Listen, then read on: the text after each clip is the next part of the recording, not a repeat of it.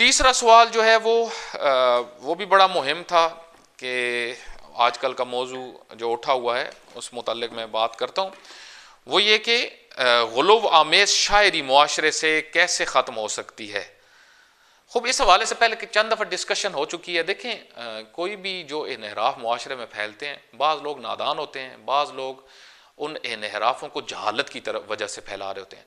हमारे अंदर एक बड़ी तादाद, पाकिस्तान के अंदर तो आपको वैसे ही इल्म है कि एक बड़ी मुश्किल जहालत है। आप देखें ये रोज़ जो मज़हब के नाम पे वाक़यात हो रहे हैं, इसकी बुनियाद जहालत है। ये कत्ल व गारत जहालत की वजह से। कुरान करीम ने जाहिलियत को चंद उन्वान से जिक्र किया है। ज़न्नल जाहिलिया, हमीयत जाहिलिया, मसलन रसूमात जाहिलिया, तबर्रुज जाहिलिया। ये जहालत, जाहिलियत रविश ज़िंदगी है। जब आप कुरान से हटते हैं, आप तालीमात पैगंबर से हटते हैं, तो आपकी ज़िंदगी जाहिलियत में चली जाती है।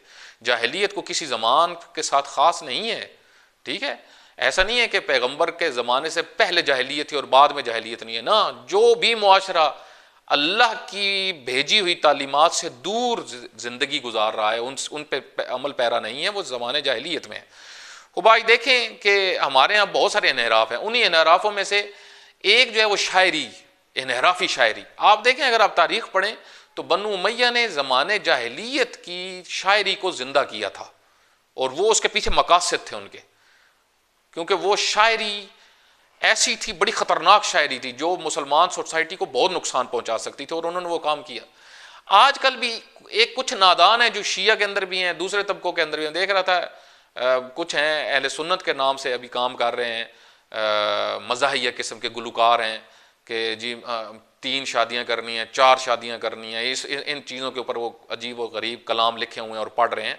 तो इंशाल्लाह इस मौजू पे भी डिस्कस करूँगा। तो ये जो शायरियाँ हैं, ये असल में क्या है, कुरान से दूरी जब है, नज़रिया जब कुरानी ना हो, फ़िक्र जब कुरानी ना हो। अशार अहले बैत जो मुसलसल पढ़े, आप अहले बैत अलैहिस्सलातु वस्सलाम के अगर अशार पढ़ें, एक शायर पढ़े, फिर जब शायरी करेगा तो कभी गुलूव नहीं करेगा। जब तालीमात से दूर हो के शायरी करते हैं, फिर उसका नतीजा यही होता है जो हमारे यहाँ अभी ये शायरियाँ हो रही हैं और वे कसीदा वाले जो पढ़ रहे हैं। एक तो ये, दूसरा जो उन्वान इसके अंदर आता है, देखें ये जो कसीदे पढ़ते हैं जिसमें वो गानों की साज, जो मशहूर साज़ें हैं गानों की, जिन पे गाने बनाए गए हैं, उनकी कॉपी करके जो आजकल कसीदे पढ़ रहे हैं, ये भी फुक़हा के नज़दीक हराम है। मतलब ये गुनाह है, ठीक है। आप देखें मुक़द्दस शख्सियात को आप कहाँ फिट कर रहे हैं। ये तो शायद उससे भी बदतर गुनाह हो जो वो गाना बजाने वाला कर रहा है, क्योंकि ये मुक़द्दस शख्सियात को इस्तेमाल कर रहा है, बल्कि ये हतमन उससे भी बदतर गुनाह है, ठीक है। तो ये हमारे यहाँ अमूमी हो चुकी हैं। ये सारी की सारी चीज़ों की वजूहात यही हैं कि हमने वो कल्चर, वो सकाफत शायरी की जो मकतब अहले बैत से आई है। आप देखें अहले बैत के बहुत अशार हैं, बहुत अशार हैं, बुक्स लिखी गई हैं अशार अहले बैत अलैहिस्सलातु वस्सलाम के ऊपर। उनका कोई तर्जुमा करे ताकि हमारे ये शायर पढ़ें।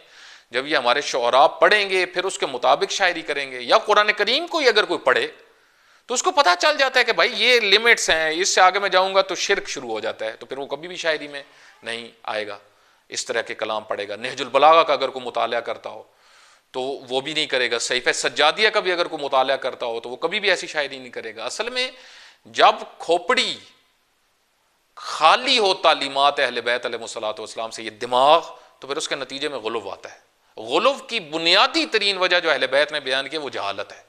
रिवायात इमाम रज़ा अलैहिस्सलाम से जो मिलती हैं कि गुलूव आमेज़ बातें वो करता है जो जाहिल है, मकतब से आशना नहीं है। हमारे यहाँ मुसीबत उज़्मा ये है, मुतालियात नहीं है लोगों के।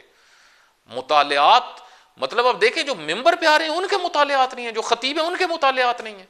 इधर दीन बयान हो रहा है और मुतालिया मतलब एक किताब मसाइब की नहीं पढ़ी और मसाइब बयान कर रहा है, तो उसका नतीजा क्या होगा? उसका नतीजा तबाही है। झूठ फिर पड़ेगा, झूठ पे झूठ, और लोगों को सुनाएगा, फिर फराड लगाएगा, फिर लोगों को बेवकूफ़ बनाएगा। ये फिर उसकी खिदमत होगी, और इसका नतीजा फिर आप देखें आज हमारी सोसाइटी में नज़र आ रहा है। खूब उसके बाद एक और बड़ा इंपॉर्टेंट